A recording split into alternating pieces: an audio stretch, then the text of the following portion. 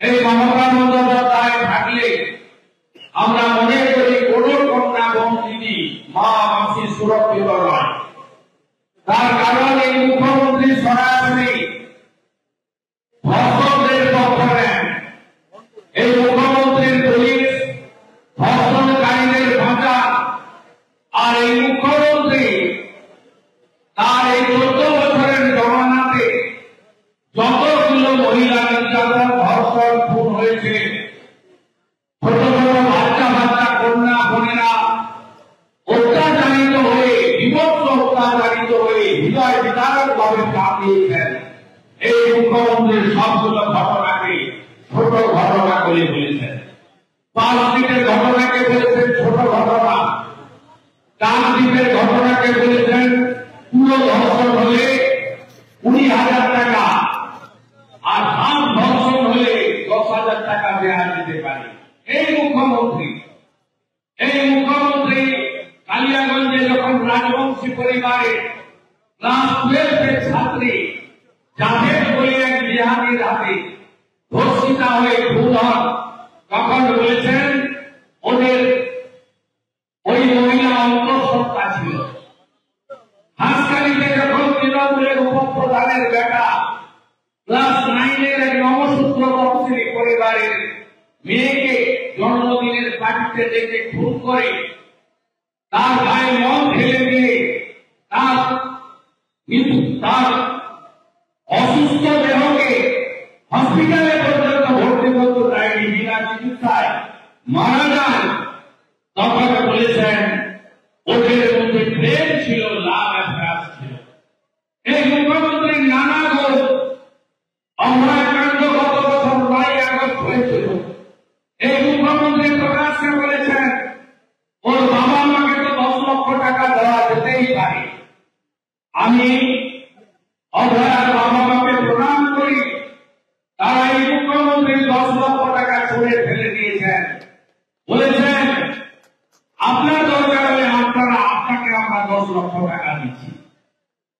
আমি বিচার চাই, ইনসাফ চাই। আমি খুনিদেরকে এবং তথ্য প্রমাণ লোপাটকারীদের ফাঁসি চাই। তারপর থেকে থামেনি, কখনো কুলতলি, কখনো মাটিগাড়া, থামেনি। তালিকা গত 1 বছরে আরো লম্বা থেকে লম্বা হয়েছে। শুধুমাত্র হিন্দু বাড়ির মেয়ে ওরা নয়, আজকে যে মুসলিমরা দল মিলে ভোট দিয়ে মমতাকে মুখ্যমন্ত্রী করেছে, যে মমতা ব্যানার্জি 100টা মুসলিম ভোট দিতে গেলে 95টা মুসলমানের ভোট পায়, সেই বাড়ির ছোট্ট বাচ্চা মেয়ে তামান্না, তাকেও বোমা মেরে মমতা ব্যানার্জি তৃণমূলের মুসলিম গুন্ডারা বিভৎসভাবে খুন করে কয়েকদিন আগে আপনারা দেখেছেন কালীগঞ্জে। এই মুখ্যমন্ত্রীর একটা শব্দ বাক্য পাবেন না এর মুখ থেকে। এই মুখ্যমন্ত্রী কসবা গার্লস কলেজে যখন ছাত্রী ধর্ষিত হয়, এই মুখ্যমন্ত্রী আজকে 8 দিন 10 দিন 2 সপ্তাহ হয়ে গেল, এর মুখ থেকে একটা শব্দ নেই। কেন ধর্ষকরা আজকে এত মাথায় উঠছে? এর কারণ হল মমতা বন্দ্যোপাধ্যায় ধর্ষকদেরকে আড়াল করে। যেদিন মমতা ব্যানার্জির প্রিয় ভাই, যার মাথায় অক্সিজেন কম যায়, বীরভূমে গিয়ে এসপিডিএফকে বলেন কৃষ্ণ যা বলবে সুস্থ হবে, যার সঙ্গে 20 জন 22 জন করে পুলিশের সিকিউরিটি থাকে, তিনি রাজ্য সরকারের এসআরটিএর চেয়ারম্যান, জেলার তৃণমূলের সভাপতি দীর্ঘদিন ছিলেন অনুব্রত মন্ডল, তিনি মন্তব্য অবস্থায় ফোন করে বোলপুর থানার আইসিকে বলেন তোমার মাকে আর স্ত্রীকে ধর্ষণ করবো।